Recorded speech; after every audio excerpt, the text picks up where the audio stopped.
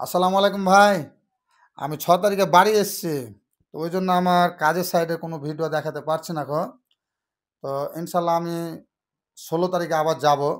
ত্রিশিরাপল্লী ট্রেনে টিকিট কাটা আছে ১২,৬৬৩ ট্রেন নম্বর, সানডে বার।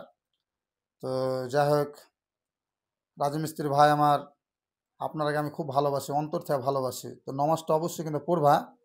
আর আমি এর আগের একটা ভিডিওতে বললাম যে এই হাঁটুর কাপড়টা নামিয়ে আমি দেখতে পাচ্ছি কয়েকজন ভিডিও করছে, তো সালাম দিছে। তো তার এই অবধি কাপড়টা উঠা থাকছে। ভাই আমরা মুসলমান না, আমাদের কিছু সিস্টেম আছে। আপনাকে ওই সিস্টেমের মধ্যে থাকতে হবে। মানে আল্লাহ যেভাবে সালাম দিতে বলেছে ওভাবে সালাম দিতে হবে। তো কাপড়টা নিচে নামিয়ে দেবে, তারপর তুমি সালাম দাও, তারপর ভালো ভালো ভিডিও করবে, ঠিক আছে? বুঝতে লাগে না ভাই?